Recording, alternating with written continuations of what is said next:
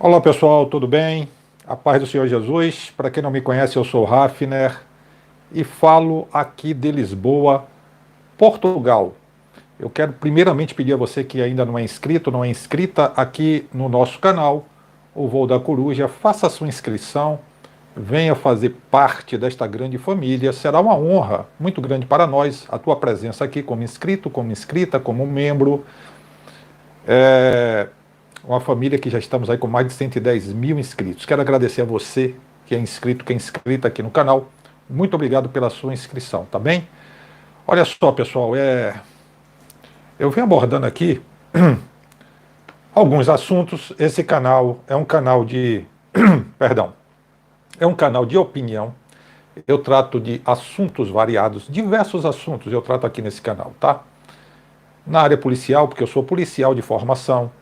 Trato também na área da filosofia, eu gosto muito de filosofia, na área da teologia, falo de celebridades, eu falo e emito a minha opinião aqui, tentando tirar algum tipo de proveito das matérias, das reportagens. E, obviamente, por ser evangélico, eu trato também de assuntos, abordo assuntos que são relacionados ao meio evangélico ou até ao meio religioso como um todo. Eu venho acompanhando já há algum tempo alguns processos, alguns desdobramentos em algumas cidades, alguns estados, principalmente no Brasil, dentre eles o estado de Pernambuco, através, inclusive, principalmente através do canal do nosso amado irmão e amigo Josué Augusto, tá? Peço até o pessoal inscrito aqui no canal, procure lá o canal do Josué Augusto, se inscrevam lá no canal dele, tá bem? Eu venho acompanhando e, em dado momento, resolvi manifestar aqui a minha opinião, aquilo que penso, não porque se trata de uma pessoa especificamente, é o caso, é o fato em si, é o conteúdo apresentado. E eu, para não dizer que é um argumento ad hominem, que é uma coisa pessoal, eu falo de outras situações também, mas não é, volto a dizer, a pessoa que eu estou visando, mas sim as atitudes da pessoa e buscando a luz da Bíblia, não através de meus argumentos, tá? Não através do que eu acho, do que eu penso, mas através da palavra de Deus, com base na palavra de Deus. E eu estou vindo aqui porque, dentre alguns comentários, são pouquíssimos, mas alguns comentários, algumas pessoas têm confundido aquilo que a gente tem falado. Eu, olhando, lendo comentários aqui no canal do nosso irmão Josué Augusto, tá? Alguém fez um comentário, eu ia responder por escrito, mas achei melhor fazer o vídeo ou a live, porque na live eu posso explicar melhor e também posso responder a pessoas que, embora não tenham comentado, mas essas pessoas podem pensar da mesma forma que esse irmão aqui, que é o Wellington, né? Zahavi, parece que é Zahavi ou Zahavi, não sei, eu vou pronunciar o Zahavi, o Wellington Zahavi, que ele fez um comentário e eu quero, com base nesse comentário dele aqui, trazer alguns esclarecimentos, tá bom? Ele diz aqui, ó, tudo o que é ruim vem do diabo. Ele começa assim, tudo que é ruim vem do diabo. A Bíblia diz que a luta não é contra carne nem sangue, mas contra principados e potestades. Vou concordar com essa segunda parte, com essa segunda assertiva, primeiro discordo e vou dizer por quê. Ele quer tirar a culpa do diabo. Eu estou interpretando aqui que está falando comigo, né? Ele quer tirar a culpa do diabo. Porque um cristão verdadeiro terá, em qualquer situação, misericórdia. E o perdão, portanto, e o perdão prontos a oferecer. Mas esses homens não leem a Bíblia e nem creem no que está escrito também. Estão na mesma situação de Ailton. Ora, irmão Wellington, essa sua afirmação aqui, primeiro, né, dizer que não lê a Bíblia, eu acho que é o irmão que, se lê, não está entendendo muito bem, né, o que está lendo. Porque uma coisa é ler, a outra coisa é compreender o que está sendo lido, tá? Então eu acho que com todo respeito, tá, todo carinho, todo amor, você não está entendendo o que você está lendo, tá? É diferente. Eu, de maneira nenhuma aqui, eu estou defendendo, estou servindo como advogado do diabo. Não estou. Jamais. Longe de mim isso. Eu não disse que o diabo não tem a sua parcela. Eu estou dizendo que nem tudo é o diabo, que a natureza humana ela é caída. Que muita coisa que o homem faz, inclusive, irmão Wellington, eu citei lá Tiago, não sei se você já leu, mas está lá Tiago capítulo 1, a partir do versículo 13. Tá? Dê uma lidinha lá a partir do versículo 13 e tente compreender o que está sendo dito na palavra. Eu não estou dizendo aqui, nunca disse, que o diabo não tem a parcela de culpa dele, nem a participação, nem uma influência negativa. Mas o homem não pode, senão não precisava nem a salvação através do Senhor Jesus, da morte no Calvário, na cruz no Calvário, não precisaria, basta eliminar o diabo. Elimina-se o diabo e pronto. Se a culpa toda é dele, se ele que é o culpado, que o homem é bonzinho, o que você está fazendo, meu irmão, é pôr em prática a teoria de Jean-Jacques Rousseau. Sabe aquela teoria do bom selvagem? Que o homem nasce bom? Esse seu pensamento é um pensamento pelagiano. Estude aí sobre Pelágio e o pelagianismo e você vai saber, tá? O que significa. Então, assim, esse seu pensamento é característico de pessoas que se dizem até arminianistas e, na verdade, são pelagianistas, né? Isso é pelagianismo, tá? Então, assim, você dizer tudo que é ruim vem do diabo, então você desconhece a natureza humana. Você desconhece o que está escrito, que todos pecaram e destituídos estão da glória de Deus. Todos pecaram. Tá? O que você prega também é justiça infusa.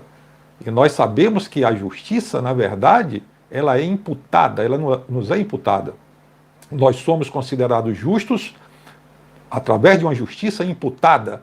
Que justiça é essa? A justiça do Senhor Jesus Cristo, não a minha própria justiça, porque, como disse o profeta Isaías, a nossa justiça é como trapo de imundícia. Entende? Então, de maneira nenhuma, você pode afirmar que tudo que é ruim vem do diabo. Não, tem gente que é ruim mesmo, tem gente que é gente ruim, tem gente que até ajuda o diabo. Entende? Tem gente que colabora. O diabo pode deitar numa rede e descansar, porque aquela pessoa, a natureza é tão ruim que vai trabalhar pelo diabo. Tem gente que é assim. Ela é ruim, é a natureza caída. O homem é mau. O homem é mau, não há um justo sequer, a palavra diz. Entende? Então essa sua entrada já começou errado. Teologicamente falando, inclusive, você já começou errado, tá? E vamos lá. Ele quer tirar a culpa do diabo. Olha só, ele quer tirar a culpa do diabo. Quer dizer, o que está acontecendo aí na IADPE é culpa do diabo, né? Então é o diabo. Então só o diabo é o culpado. É o diabo que é o culpado. Então está resolvido o problema. Se só o diabo é culpado, está resolvido, tá? Olha, ele quer tirar a culpa do diabo, porque um cristão verdadeiro terá, em qualquer situação, misericórdia e o perdão prontos a oferecer. Isso aqui é verdade. Uma coisa, Wellington, irmão Wellington, é perdoar, meu irmão. A outra é compactuar com o erro. A outra é ser cúmplice, conivente, participar da prática, executando, apoiando, omitindo, ajudando a esconder, passando pano. É tão criminoso quanto, é tão pecador quanto. Cumplicidade, entende? Não é porque uma pessoa pegou ali no objeto e participou de um crime que ela está sem culpa. Não, ela pode ser atribuído a ela coautoria, tá? Mesmo ela não participando direto. Se ela planejou, se ela viu e não denunciou, se ela viu, sabe, baixou a cabeça. É esse tipo de pensamento que esses líderes gostam, meu irmão. É esse tipo de pensamento que a liderança corrupta gosta. Gente que baixa a cabeça para os erros, para as mazelas, para os desvios, tá? É isso. É isso que alimenta essa, digamos assim, essas práticas. Mas vamos lá. Você diz aqui, aí você completa, mas esses homens não leem a Bíblia e nem creem no que está escrito também. Ah, então sou eu e os irmãos que não leem a Bíblia que não creem que está escrito. Somos nós, né, no caso. Não é quem está praticando, não é quem está praticando, não é quem está desviando digamos assim, a sã doutrina, não é que está ferindo, contrariando os princípios bíblicos do amor, da fraternidade, da comunhão, da unidade, da compaixão. Somos nós, né? Se a gente chega e diz, ó, não está de acordo com... somos nós que não lemos Bíblia. Bem, nós vamos aqui... Para mim deu uma facilitada, porque eu encontrei algo aqui que não vai me dar uma linearidade naquilo que eu vou dizer, tá? Um estudo, aqui rapidamente, não é um estudo, é um texto, na verdade, tá? Não é estudo, é um texto que eu vou apresentar aqui, vou dar a fonte também, porque vai deixar bem clarinho essa coisa de não toque no ungido. Porque esses líderes, eles se aproveitam disso. Não toqueis, eu até entendo algumas pessoas, né, que não compreendem, não sabem fazer a exegese do texto, ninguém é obrigado também, tá? Não estou falando isso. E a pessoa, ela fica com medo ali, ela fica com receio. Deixa aí o barco virar, deixa almas sendo perdidas, pessoas sendo ensinadas, o mundo entrando na igreja, deixa aí. O importante é deixar o ungido do Senhor lá, não toque nele. Aí vem com esse jargão, esse tipo de pensamento, achando que está fazendo a coisa certa e não está fazendo a coisa certa. O que está errado, está errado. E Deus levanta, perdão, homens e mulheres, Deus levanta para apontar o erro. Porque senão, vejamos, questão do Jeremias, Jeremias apanhou, tomou soco. Lembra do Micaías? Lembra dos profetas que apontavam o erro? E eram o quê? Eram expurgados, eram perseguidos, mortos. É só ir lá. Hebreus 11, Galeria da Fé, e você vai ver homens que foram cerrado ao meio. No caso aí, alguns atribuem que foi o próprio Isaías que foi cerrado ao meio. Homens que foram queimados porque apontaram o erro. Eles não estavam aí. E outra, era para gente que estava ali exercendo o sacerdócio, tá? Eles apontavam, não era o pequenininho, porque aí é fácil, meu irmão. Você apontar uma irmãzinha humilde, você apontar um irmãozinho humilde, você disciplinar, você punir, tá? Aí não está tocando no ungido não, né? Quer dizer que a irmãzinha que está lá, porque é pobrezinha, ela não é ungida.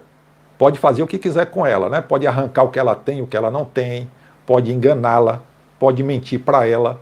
Ela não é ungida. Pode tocar nela ou nele do jeito que quiser. Agora, o que está lá em cima praticando o erro, não. Ele que é ungido do Senhor. Ele que é o queridinho do Senhor. Onde é que está a justiça? Todos nós somos iguais perante Deus. Todos nós somos iguais diante de Deus. Não existe essa coisa. E vou dizer uma coisa a mais. Existe dentro das convenções a comissão de ética. E para que serve a comissão de ética? Dentre outras coisas, para punir os pastores, os evangelistas, é para punir. E porque estão tocando? E porque estão julgando? E porque quando um pastor que está ali muitas vezes passando dificuldade, desempregado, atrasa o dízimo lá para a convenção, ele é chamado pelo conselho de ética e é humilhado diante dos outros companheiros, que eu já vi, eu já assisti, humilhação, eu vi, tá? Participando, não foi filme, não foi vídeo, não foi foto, não foi ninguém me falando, eu participando de convenção, companheiros sendo humilhados diante dos demais, porque por estar desempregado, aí o pastor virá e dizer, mas você não está comendo? Tipo assim, pega o dízimo que você compra comida e dê. Humilhado, vai responder diante. Cadê? Não está tocando? Será que aquele pastor, por ser um pastor auxiliar, por ser o pastor de um campo pequeno, sem muita influência, ele também não é ungido do Senhor, não? Quer dizer, nele pode tocar. Então, meu irmão, Wellington, acorde para a vida, meu irmão. Desperta tu que dorme. Então, vamos lá.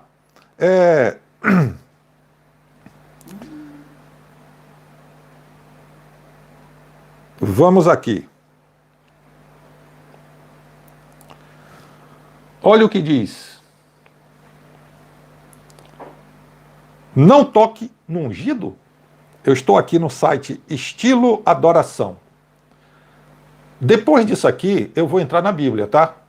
Aqui, claro, tem umas citações,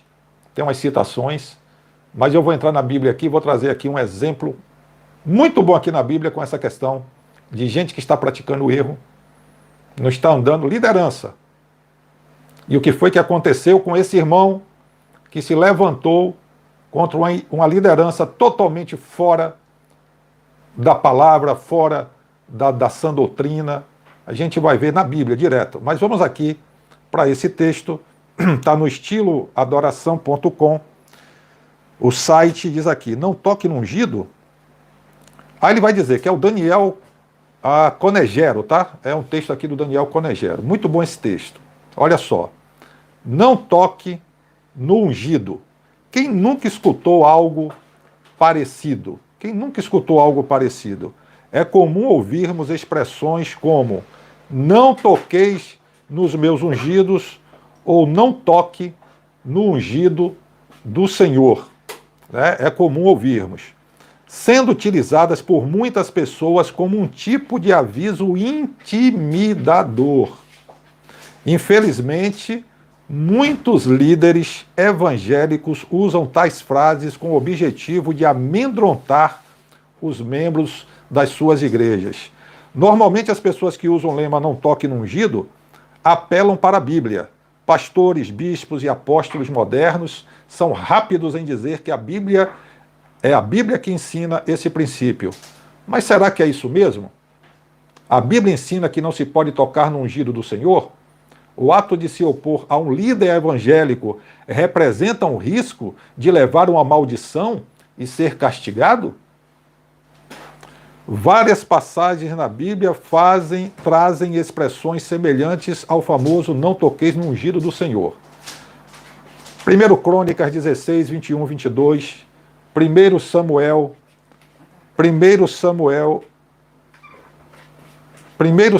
24, 6, 26, 9, 2 Samuel 1, 14, Salmo. Lembrando, pessoal, para quem geralmente às vezes vem pessoas também que não são evangélicas ou que são pessoas ainda que estão iniciando na fé, sempre que se referir Crônicas, Samuel, é sempre isso mesmo, tá? Primeiro Crônicas, porque você está se referindo ao livro. Então, 1 Samuel, segundo, que é o segundo livro de Samuel, capítulo 1, o versículo 14, Salmo 105, verso 15. Dentre todas essas passagens, talvez os textos 1 Crônicas 16, 21, 22 e Salmo 105, 15 sejam os mais conhecidos. Vamos lá. A ninguém permitiu que os oprimisse, por amor deles repreendeu reis, dizendo: não toqueis os meus ungidos, e aos meus profetas não façais mal. 1 Crônicas 16, 21, 22.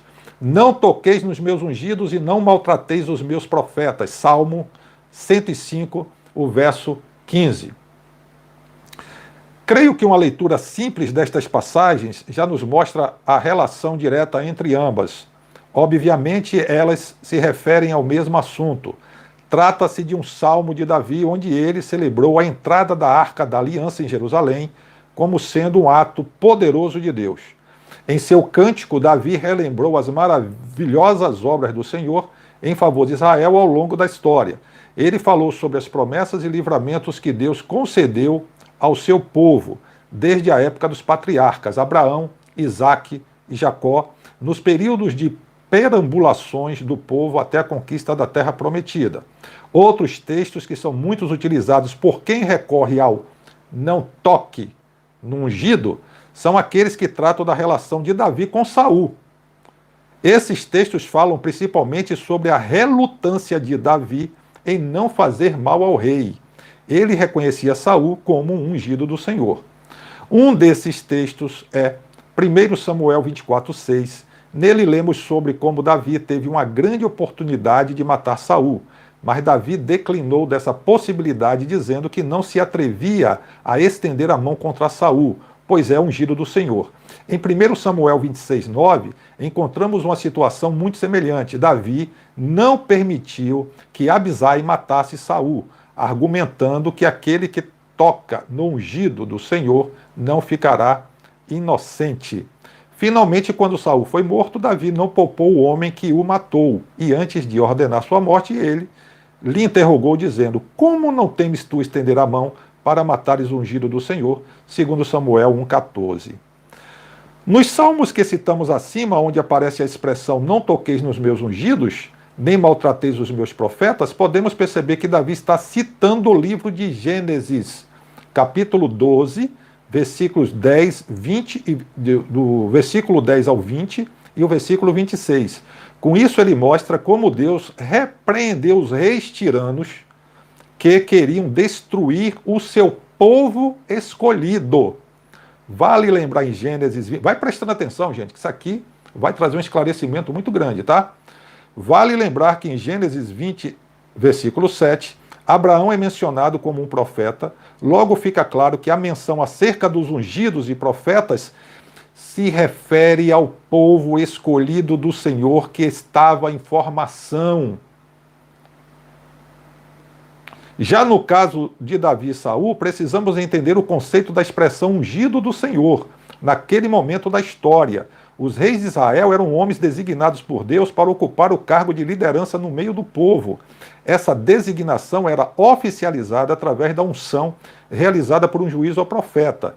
Basicamente, o juiz ou profeta derramava um óleo sobre a cabeça do escolhido e assim ele era oficialmente separado para ocupar o cargo. Podemos ver exatamente esse procedimento na escolha de Saul, em 1 Samuel 10:1.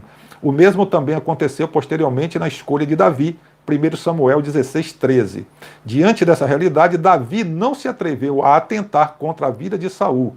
Ele não queria ser culpado de matar aquele que ocupava um cargo designado por Deus, mesmo que Saul fosse indigno.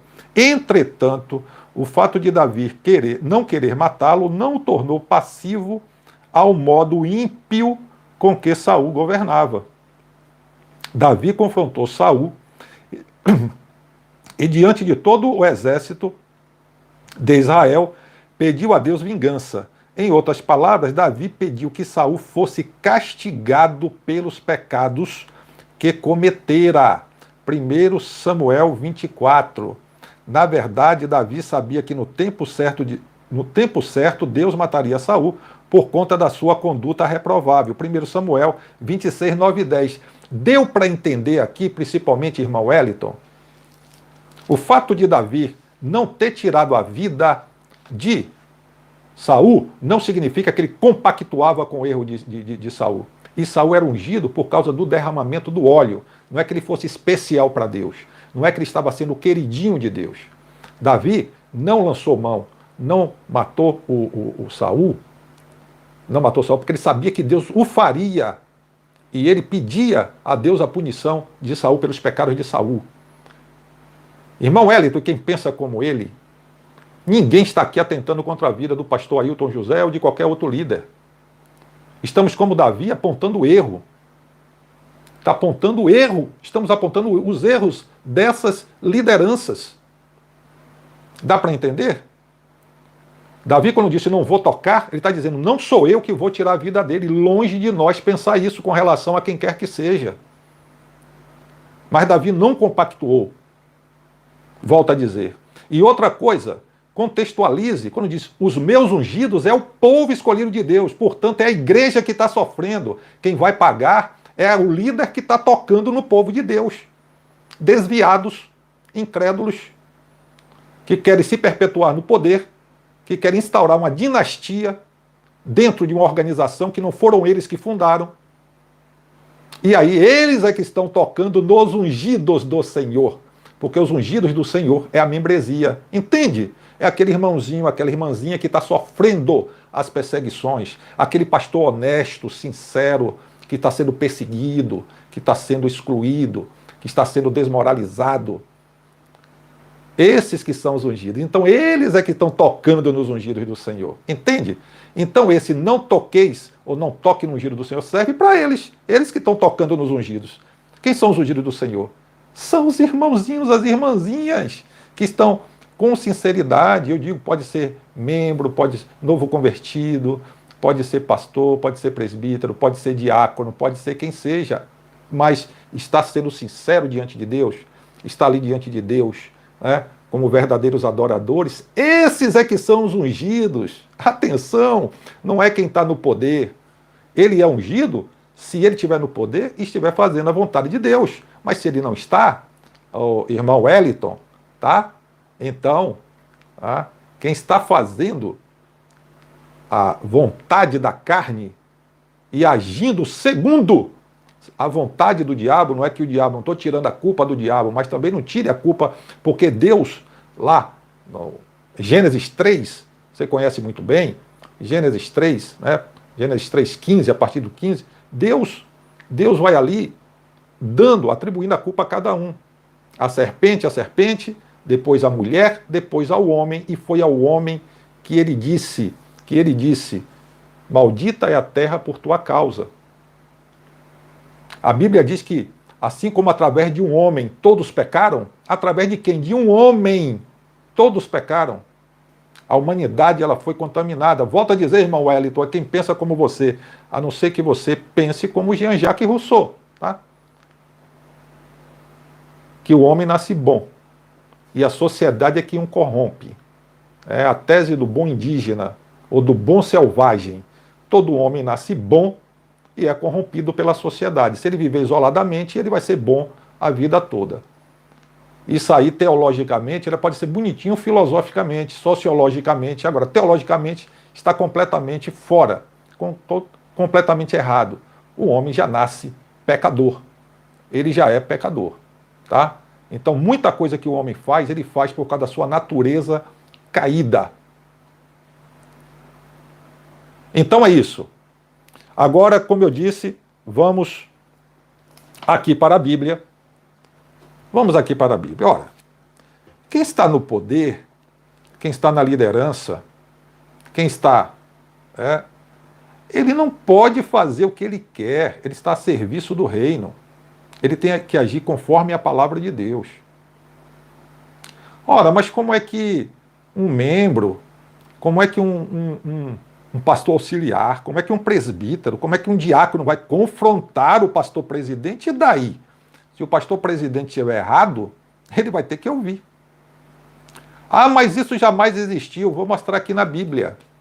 Um diácono enfrentando o conselho e dizendo a verdade diante deles.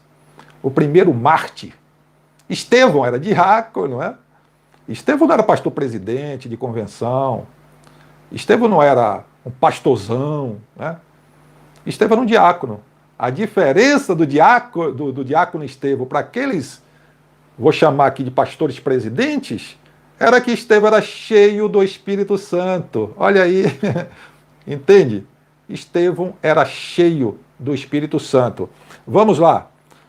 Atos capítulo 6. Ora, naqueles dias, crescendo o número dos discípulos, houve uma murmuração dos gregos contra os hebreus, porque as suas viúvas eram desprezadas no ministério cotidiano. Aí vem a instituição dos diáconos, tá?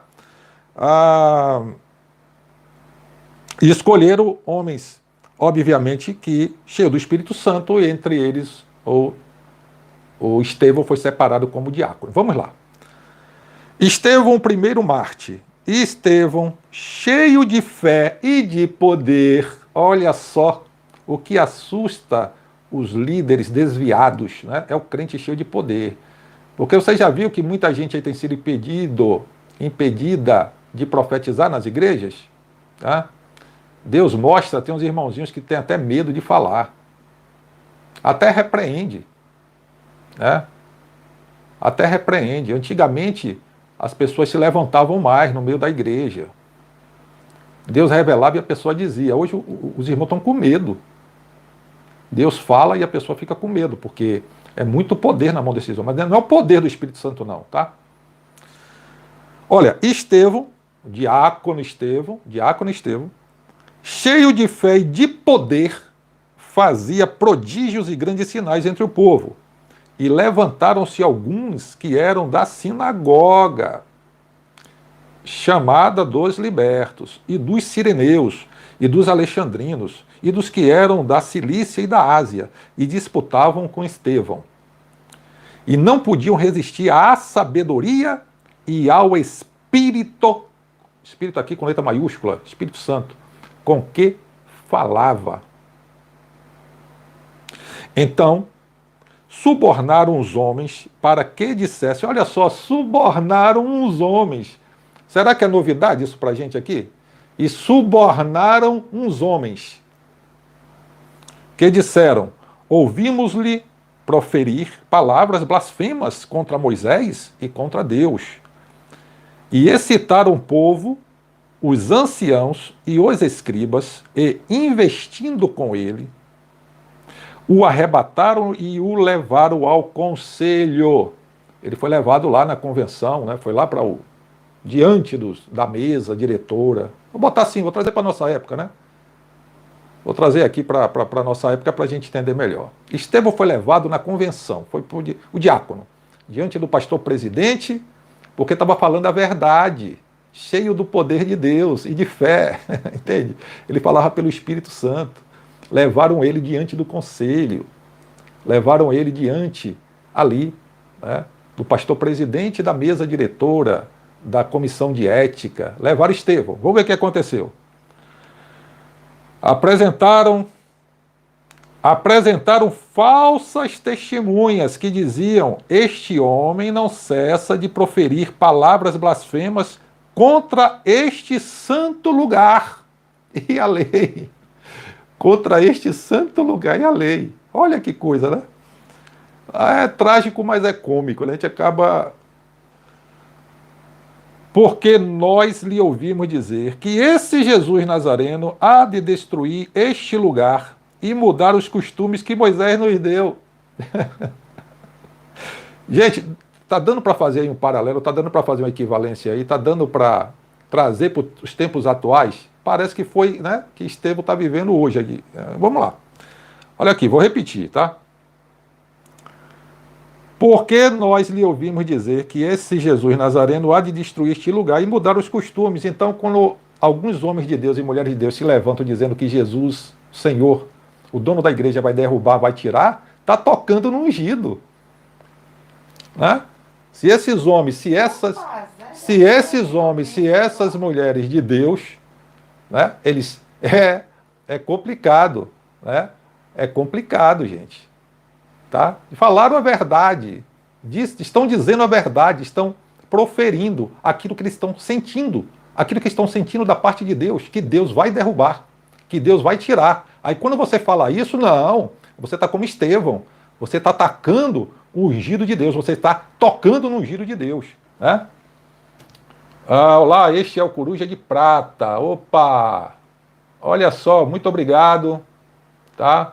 Rapidinho aqui, a digníssima me chamou a atenção. Zélia Maria de Abreu, muito obrigado, minha irmã. Deus abençoe. Coruja de Prata. É membro aqui do canal, muito nos honra, tá? Mas vamos lá. Então todos os que estavam assentados no conselho, fixando os olhos nele, viram seu rosto como o rosto de um anjo. Todos os que estavam sentados ali olharam para ele. Esse pessoal sabe. Eles sabem. Finge que não sabem, mas sabem, né, que eles estão errados. Tentam se defender de toda maneira, né? Tentam mentir, reverter a situação, mas eles sabem que esses homens que estão apontando com autoridade, não deles próprios, mas do Espírito Santo de Deus, esses homens estão com a razão. E essas mulheres também, tá? Aí, o capítulo 7, e disse o sumo sacerdote: porventura isto assim, o sumo sacerdote, hein? O pastor presidente. Pastor presidente. Eu estou dizendo aqui, gente, estamos aqui trazendo para a nossa época, tá? O período pós-moderno, era da informação, né? Vamos lá. Vamos fazer aí um paralelo. Então, onde tem sumo sacerdote, eu vou dizer aqui o pastor presidente para a gente entender, tá? E disse o sumo sacerdote, e disse o pastor presidente: porventura é isto assim? E ele disse: varões, irmãos e pais, ouvi. Olha que autoridade. O Estevão não se acovardou, não. Meu Deus, estou diante do pastor presidente. Quanto luxo, quanta pompa, quanta riqueza, quanto poder. Não, reverendíssima, né? Não, vossa santidade. Estou mentindo aí, eu não falei nada disso, né? Não, Estevão, cheio do Espírito Santo, não se acovardou. Porque quem é cheio do Espírito Santo não se acovarda. Ele fala a verdade. Vamos lá. E disse sobre o sacerdote: porventura é isso assim? E ele, Estevão, disse: varões, irmãos e pais, ouvi. O Deus da glória apareceu a Abraão, nosso pai, estando na Mesopotâmia, antes de habitar em Harã, e disse-lhe: sai da tua terra e dentre a tua parentela e dirige-te à terra que eu te mostrar. Então saiu da terra dos caldeus e habitou em Harã, e dali depois que seu pai faleceu, Deus o trouxe para esta terra em que habitais agora. Preste atenção que Estevão, primeiramente, ele vai lastrear, primeiro ele vai alicerçar aquilo que ele vai dirigir ao conselho, que ele vai dirigir ao sumo sacerdote, inclusive, ao pastor presidente. Ele está aqui apenas preparando o terreno para dar a pancada, né, com autoridade. Vamos lá. Ele vai dizendo, ele vai contando a história dos hebreus, vai contando a história que Deus fez, e ele continua. Então saiu da terra dos caldeus e habitou em Harã, e dali, depois que seu pai faleceu, Deus o trouxe para esta terra em que habitais agora. E não lhe deu nela herança, nem ainda o espaço de um pé, mas prometeu que lhe daria a posse dela, e depois dele, a sua descendência, não tendo ele filho. E falou Deus assim, que a sua descendência seria peregrina em terra alheia e a sujeitariam à escravidão e a maltratariam por 400 anos. E eu julgarei a nação que os tiver escravizado, disse Deus, e depois disso sairão e me servirão neste lugar. E deu-lhe o pacto da circuncisão e assim gerou a Isaque. E o circuncidou ao 8º dia, e Isaque a Jacó, e Jacó aos 12 patriarcas. E os patriarcas, movidos de inveja, venderam a José para o Egito. Olha mais coisa aparecendo aqui, né? E os patriarcas, movidos de inveja, venderam a José para o Egito, mas Deus era com ele. Olha que maravilha, mas Deus era com ele. E livrou de todas as suas tribulações e lhe deu graça e sabedoria ante Faraó, rei do Egito, que o constituiu governador sobre o Egito e toda a sua casa. Sobreveio então a todo o país do Egito e de Canaã fome e grande tribulação, e nossos pais não achavam alimentos. Mas tendo ouvido Jacó que no Egito havia trigo, enviou ali nossos pais a primeira vez. E na segunda vez foi José conhecido por seus irmãos, e a sua linhagem foi manifesta a Faraó. E José mandou chamar a Jacó, seu pai, e a toda a sua parentela, que era de 75 almas. E Jacó desceu ao Egito e morreu ele e nossos pais. E foram transportados para Siquém e depositados na sepultura que Abraão comprara por certa soma de dinheiro aos filhos de Amor, pai de Siquém. Aproximando-se, porém, o tempo da promessa que Deus tinha feito a Abraão, o povo cresceu e se multiplicou no Egito, até que se levantou outro rei que não conhecia a José. Esse, usando de astúcia contra nossa linhagem, maltratou nossos pais ao ponto de os fazer enjeitar as suas crianças para que não se multiplicassem. Nesse tempo nasceu Moisés e era muito formoso e foi criado 3 meses em casa de seu pai. E sendo enjeitado, tomou a filha de Faraó e o criou como seu filho. E Moisés foi instruído em toda a ciência dos egípcios e era poderoso em suas palavras e obras. E quando completou a idade de 40 anos, veio-lhe ao coração ir visitar seus irmãos, os filhos de Israel. E vendo maltratado um deles, o defendeu e vingou o ofendido, matando o egípcio. E ele cuidava que seus irmãos entenderiam que Deus lhe havia de dar a liberdade pela sua mão, mas eles não entenderam. E no dia seguinte, pelejando eles, foi por eles visto e quis levá-los à paz, dizendo: varões, sois irmãos, por que vos agravais um ao outro? E o que ofendia ao seu próximo o repeliu, dizendo: quem te constituiu príncipe e juiz sobre nós? Queres tu matar-me, como ontem mataste o egípcio? E a esta palavra fugiu Moisés e esteve como estrangeiro na terra de Midian, onde gerou 2 filhos. E, completados 40 anos, apareceu-lhe o anjo do Senhor no deserto do Monte Sinai, numa chama de fogo de um sarçal. Percebam, fazendo uma pausa aqui, abrindo parênteses, que o diácono Estevão está trazendo a história. E claro que o sumo sacerdote, o pastor presidente, a mesa diretora, estava tudo entendendo. Só que Estevão estava aqui falando pelo poder do Espírito Santo de Deus. Estava apenas refrescando a memória deles para aí entrar tá? Da forma que ele entrou. Vamos continuar. Então Moisés, quando viu isto, se maravilhou da visão e, aproximando-se para observar, foi-lhe dirigida a voz do Senhor, dizendo: Eu sou o Deus de teus pais, o Deus de Abraão, e o Deus de Isaque, e o Deus de Jacó. E Moisés, todo trêmulo, não ousava olhar. E disse-lhe o Senhor: Tira as sandálias dos teus pés, porque o lugar em que estás é terra santa. Tenho visto atentamente a aflição do meu povo que está no Egito. Olha só, do meu povo. Gente, Deus vê a aflição do povo na igreja. Pensa que Deus não está vendo? Deus está vendo a aflição do povo na igreja. Deus está vendo as irmãzinhas nos círculos de oração chorando, gemendo, pedindo a Deus providência. Senhor, tem misericórdia. O mundo está entrando na igreja. Esses pregadores mercenários, mentirosos, enganadores, malabaristas da palavra de Deus, que usam de pirotecnia, que inventam historinhas, né, contam piada nos púlpitos, nas tribunas.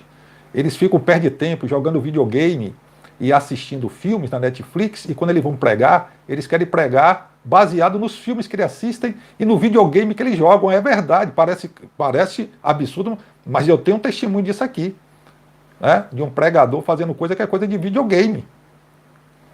E essas irmãzinhas, esses irmãozinhos, esse pessoal chorando, clamando, gemendo. Deus vai entrar com providência. Já está entrando. E já está entrando. Tá bem? Preocupe não. Então vamos lá. Tenho visto atentamente a aflição do meu povo que está no Egito, e ouvi os seus gemidos e desci a livrá-los. Agora, pois, vem e enviar-te-ei ao Egito. A este Moisés, ao qual haviam negado, dizem: Quem te constituiu príncipe e juiz, a este enviou Deus como príncipe e libertador pela mão do anjo que lhe aparecera no sarçal.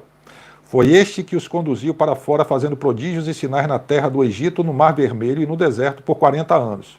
Este é aquele Moisés que disse aos filhos de Israel: O Senhor vosso Deus vos levantará dentre vossos irmãos um profeta como eu, e a ele ouvireis. Este é o que esteve entre a congregação no deserto, com o anjo que lhe falava no monte Sinai, e com nossos pais, o qual recebeu as palavras de vida para nos dar, ao qual nossos pais não quiseram obedecer, antes o rejeitaram, e em seu coração se tornaram ao Egito, dizendo a Arão: Faze-nos deuses que vão adiante de nós, porque a esse Moisés, que nos tirou da terra do Egito, não sabemos o que lhe aconteceu. E naqueles dias fizeram o bezerro e ofereceram sacrifícios aos ídolos e se alegraram nas obras das suas mãos. Mas Deus se afastou e os abandonou a que servissem ao exército do céu, como está escrito no livro dos profetas. Porventura me oferecestes vítimas e sacrifícios no deserto por 40 anos, ó casa de Israel? Antes tomastes os tabernáculos de Moloque e a estrela do vosso Deus Ranfã, ou Renfã, figuras que vós fizestes para as adorar. Transportar-vos-ei, pois, para além da Babilônia. Está entendendo aqui o que Estevão está falando? Parece tanto, né, com o que estamos vivendo. E a providência de Deus. Deus está falando: vocês pensam que vai ficar barato, que vai ficar dessa forma, que é assim? Tocando nos meus ungidos é o povo dele, não é os líderes corruptos. Não são eles os ungidos. Não são eles. Os ungidos do Senhor são aqueles, né, membro, auxiliar, diácono, presbítero, evangelista, pastor, que estão fazendo a vontade de Deus com sinceridade, com honestidade, com inteireza de coração, buscando a glória de Deus, a glorificação do nome do Senhor, não a autoglorificação. Esses são os ungidos do Senhor. Estava entre nossos pais no deserto o tabernáculo do testemunho, como ordenara aquele que disse a Moisés que o fizesse segundo o modelo que tinha visto, o qual nossos pais, recebendo-o também, o levaram com Josué, quando entraram na posse das nações que Deus lançou para fora da presença de nossos pais, até os dias de Davi, que achou graça diante de Deus, e pediu que pudesse achar tabernáculo para o Deus de Jacó. E Salomão lhe edificou casa, Mas o Altíssimo não habita em templos feitos por mão de homens, como diz o profeta. O céu é o meu trono, e a terra o estrado dos meus pés. Que casa me edificareis, diz o Senhor? Ou qual é o lugar do meu repouso? Porventura não fez a minha mão todas estas coisas? Homens de dura cerviz e incircuncisos de coração e ouvido, vós sempre resistis ao Espírito Santo, assim vós sois como vossos pais. Aqui vai começar Estevão a atribuir ao pastor presidente e à mesa diretora e quem os cercam essas palavras. Primeiro ele conta a história e agora ele vai dirigir, tá? Ao pastor que é o sumo sacerdote. Eu estou trazendo aqui pastor presidente, mesa diretora, então sumo sacerdote, sacerdotes, ali o conselho, o sinédrio, vamos lá. Eu vou só terminar isso aqui, antes de começar com Estevão no versículo 51. Ele diz aqui, Deus não habita, né? Está escrito, o Altíssimo não habita em templos feitos por mãos de homens. Tem gente que pensa, porque ele constrói mega templos, ele constrói templos parecendo verdadeiras pirâmides, né? Aquelas coisas faraônicas, eles estão se justificando, mas é para a glória deles. Eu não sou contra, gente, não sou contra a igreja, templo, não sou contra. Agora, eu já vi igreja feita de madeira com telha de zinco e o poder de Deus está presente. Sabe? Gente simples em banco de madeira feita de pedaço de pau. As tábuas que você pode, pela brecha, você pode ver a rua do lado de fora, telhado de eternite ou de zinco, e o poder de Deus se manifestar. E grandes templos, com homens desfilando seus paletós caros, seus sapatos caros, seus relógios caros, tá? Onde há dissensão, discórdia, o mundanismo está entrando, entrou e se instalou. Esse tipo de coisa. Não sou contra, volto a dizer, construção de templos, nada disso. Eu estou falando quando você tem grandes templos e quem constrói para a sua própria glória, para a sua própria honra. Para ele, pertence a ele, é dele. A igreja é dele, tá? Vamos lá. Vai começar Estevão. Aponta para o presidente, aponta para a mesa diretora, aponta para o ministério, trazendo para a nossa época, e diz o seguinte: homens de dura cerviz e incircuncisos de coração e ouvido, vós sempre resistis ao Espírito Santo, assim vós sois como vossos pais. Deu para entender? Estevão estava tocando nos ungidos do Senhor? E aí agora? Um diácono, falando ali diante do sumo sacerdote, falando diante do... Estava tocando o ungido do Senhor?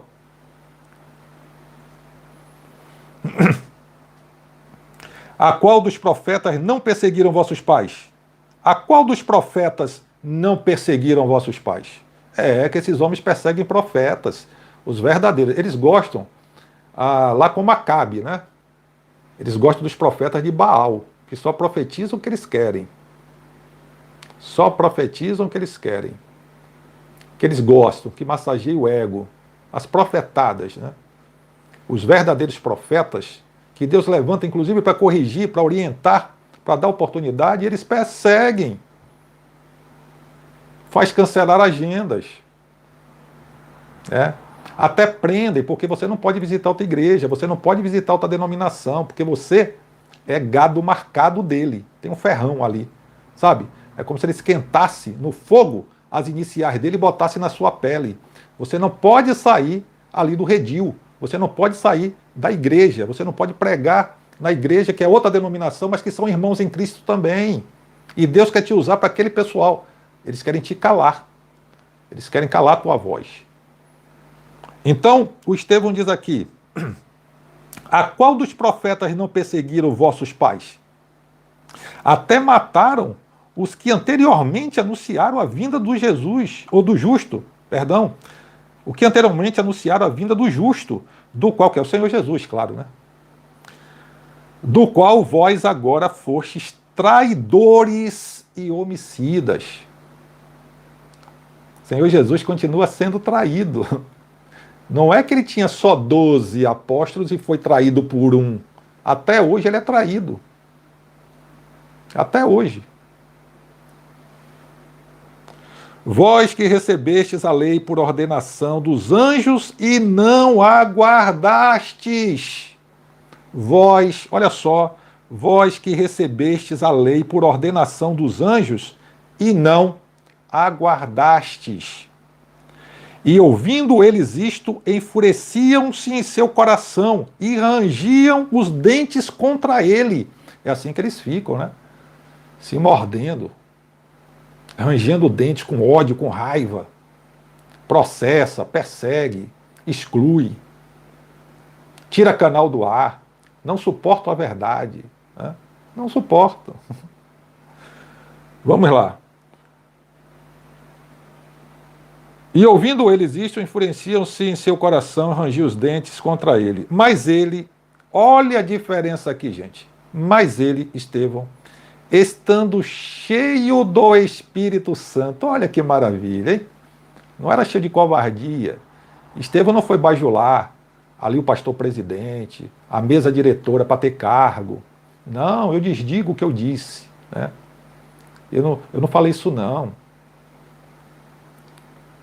Ele não foi atrás de cargo, carregar pasta de pastor presidente, calçar meia de pastor presidente, não foi lavar o carro do pastor presidente. Não, porque Estevão era cheio do Espírito Santo. E olha o que ele diz aqui.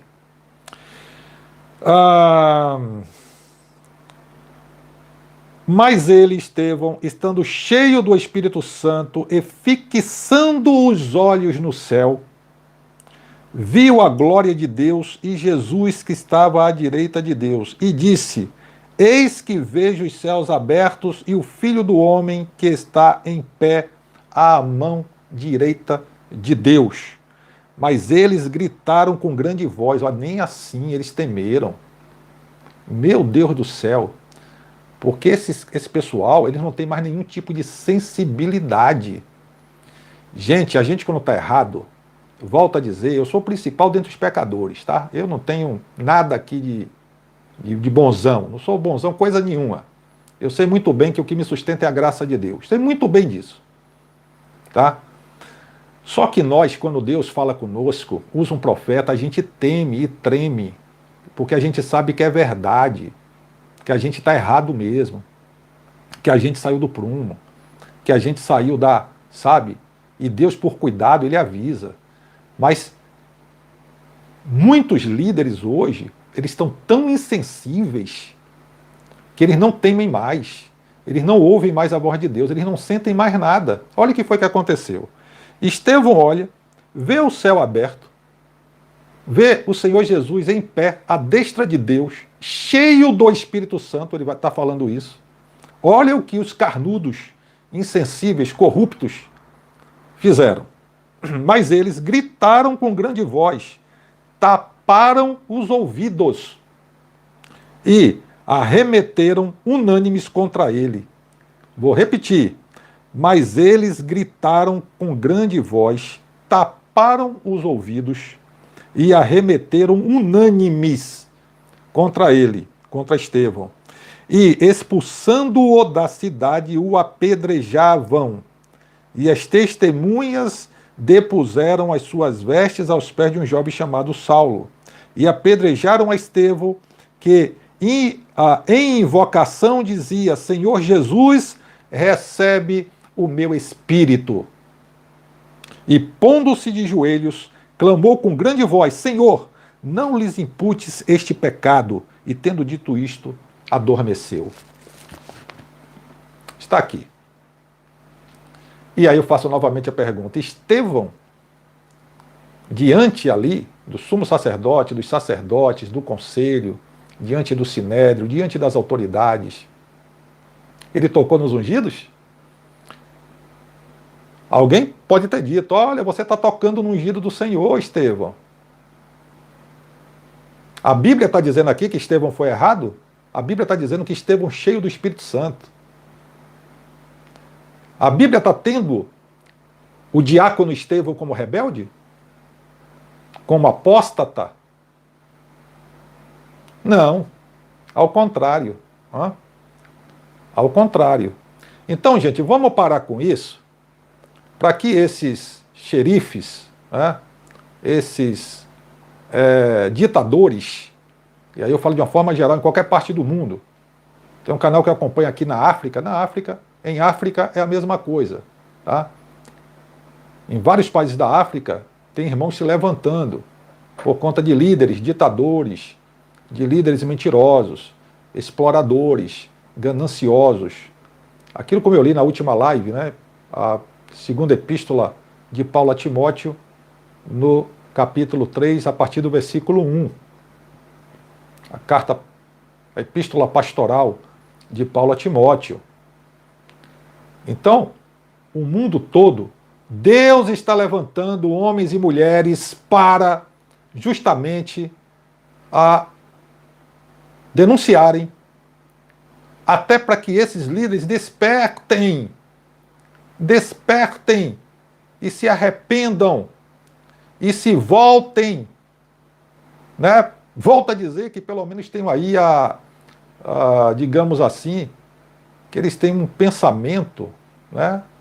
Passe aí pelo efeito Raskolnikov, como eu sempre digo, personagem de Dostoiévski, Crime e Castigo, que teve o peso na consciência do erro que cometeu.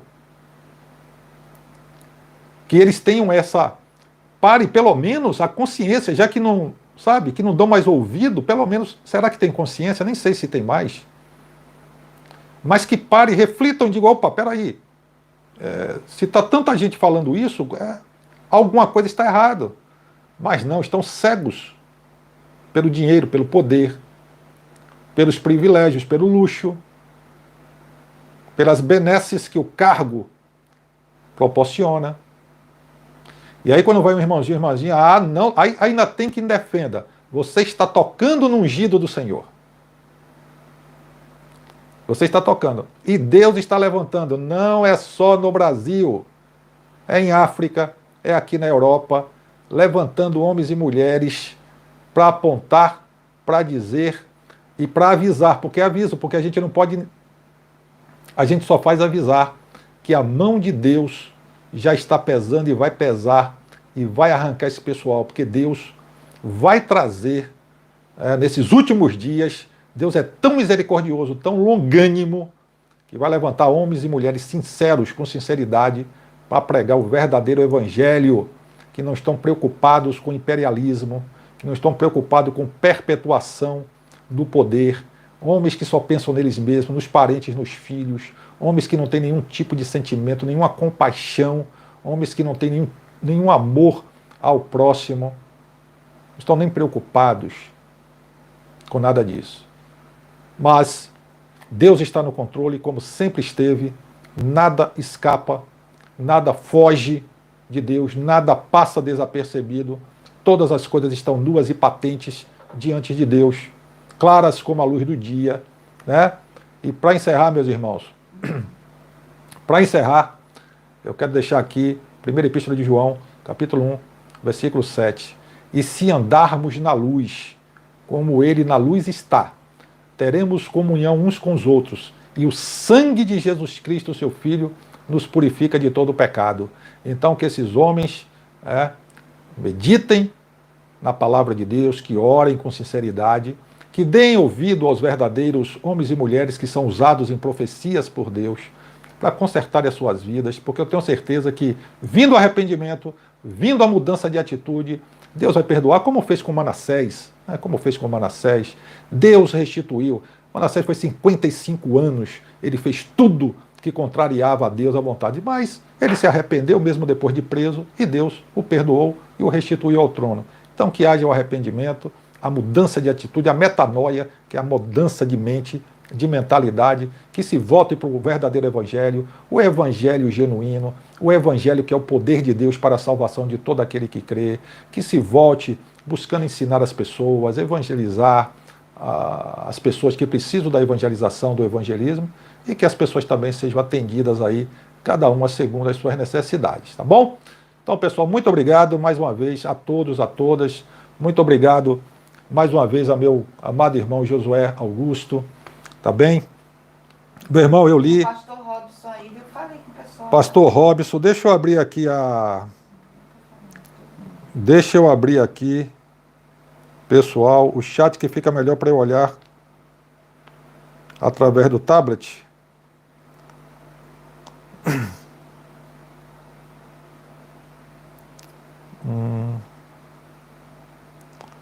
Deixa eu abrir aqui enquanto vocês... Pastor Robson entrou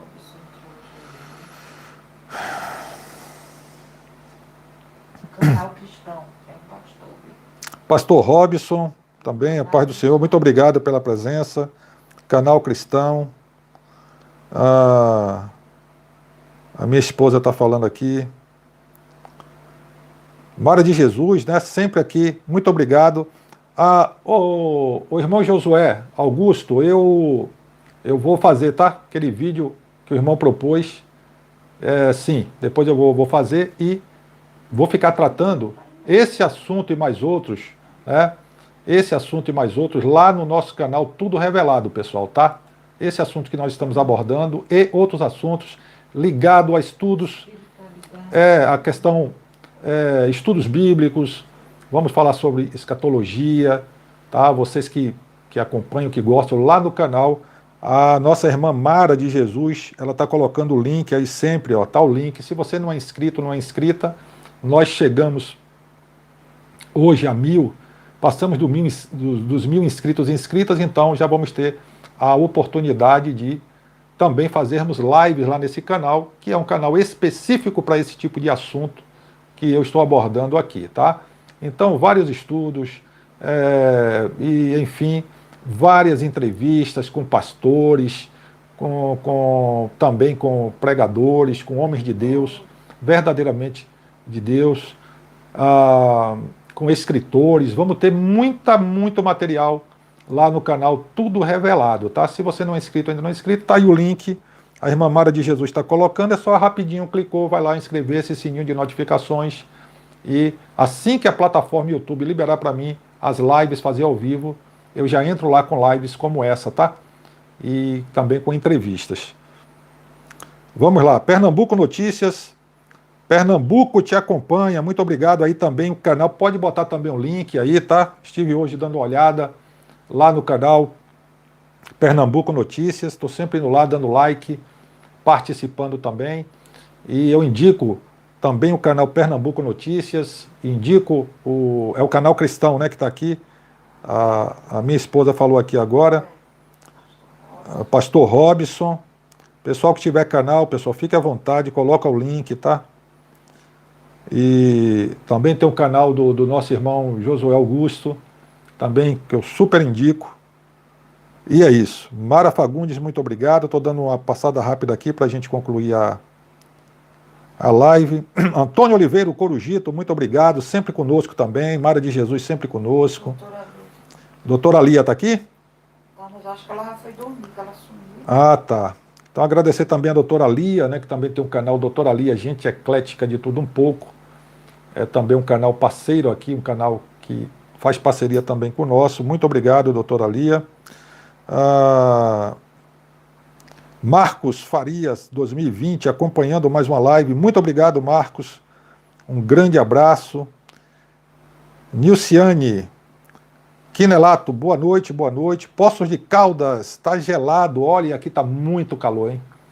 Aqui em Portugal começou o calor, gente, olha. Aqui vai começar o verão, né? Aí vai começar o inverno no Brasil, para quem está no Brasil e alguns locais do mundo, claro, a depender do hemisfério. E aqui já está calor e o verão nem começou ainda, né? Tá calor, bastante calor.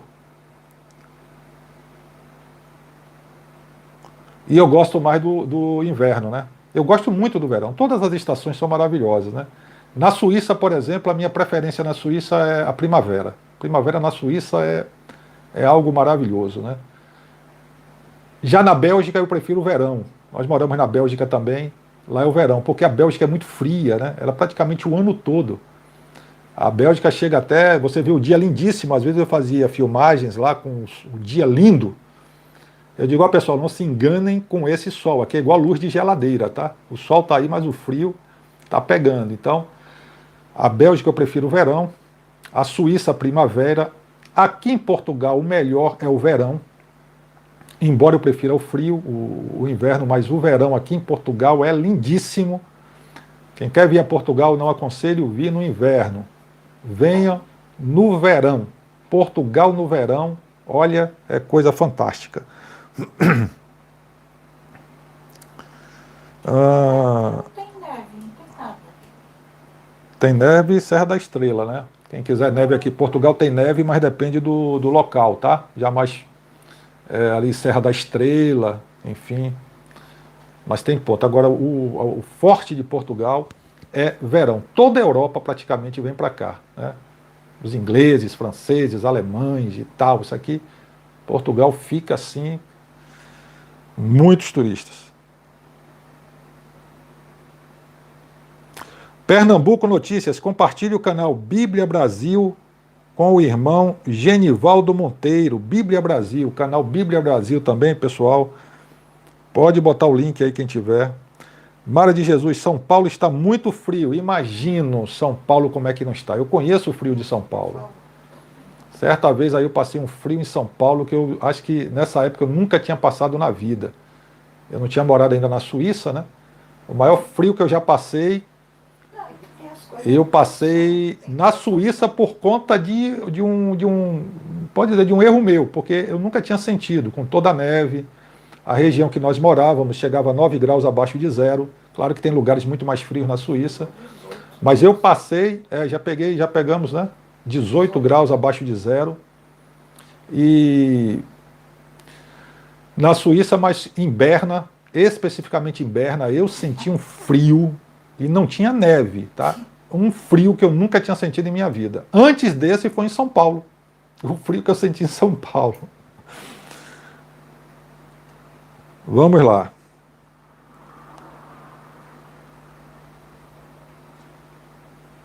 Ficou escuro a tela. A tela tá dando uma... Tá dando aí, ela clareia, né? Apaga.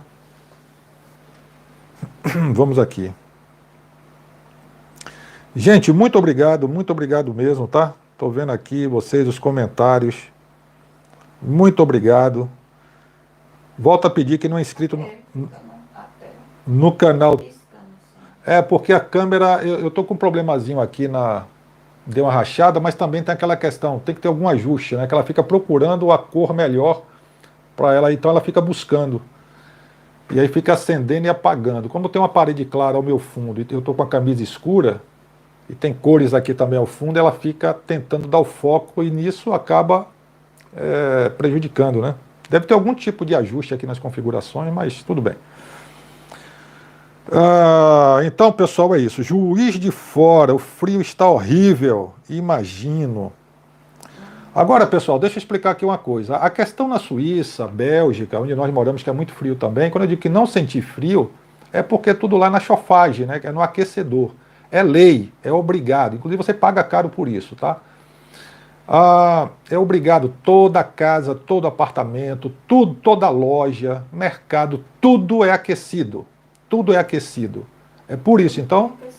E quando você sai, é um frio numa região seca que você está bem agasalhado, está bem agasalhada, sai de uma loja, entra em outra. Então você não fica exposto. Então, no Brasil. Ônibus, táxi, tudo tem. Tudo.